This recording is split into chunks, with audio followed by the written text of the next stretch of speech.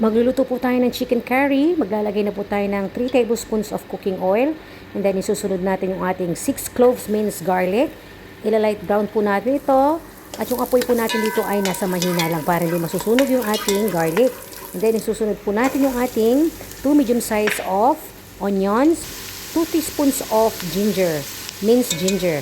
At yung apoy po natin ay medyo lalakasan na natin ng konti at maghahalu-haluin natin ang mga ito hanggang lumambot. Pagkatapos po ay ilalagay na po natin yung ating chicken. Mixed parts po ito ng chicken. Bali 1 kg po ito. Igigisa po natin ng husto itong ating chicken. At pagkagisang-gisa na ay maglalagay po tayo ng 2 tablespoons of patis. Pampadagdag po ng lasa itong patis sa ating chicken curry at pag-aaluin natin ulit. Then maglalagay po tayo ng 1 teaspoon of pepper.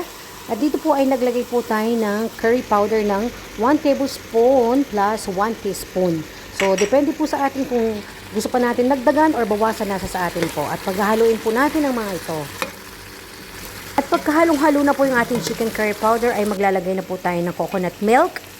400 ml po ito or 2 cups of coconut milk. And then, maglalagay din po tayo ng 2 cups of water para talagang maluto ng husto yung ating chicken. Haluin lang natin ng konti and then, i-cover po natin ito. Lulutuin natin hanggang lumambot yung ating chicken ng mga 40 minutes. Nasa medium heat po tayo dito. After 40 minutes, maglalagay na po tayo ng 1 tablespoon of sugar. Then, isusunod natin yung ating green chili at isang pirasong red chili. Kung gusto natin na maanghang, pwede nating hiwa-hiwain yan. At i-cover ko lang po siya ng another 5 minutes. Pag-ahaluin natin, at yung apoy po natin dito ay nasa mahina lang po. At kung gusto nating mas malapot yung sauce ay dagdagan po natin yung oras sa ating pagluto dito. At para naman po sa ating mga vegetables na ilalagay natin, pinritos ko po yung ating potato at yung ating carrots na kakaunti lamang. Na wala na pala akong stock, nag-iisa na lang. Pero okay pa rin yan, pampadagdag ng kulay sa ating chicken curry.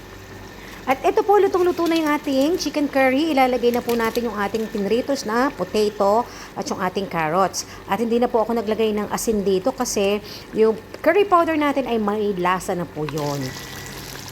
Pagka wala na po kayong maisip na lutuin, try nyo po ito. At ready to eat na po, tamang-tama.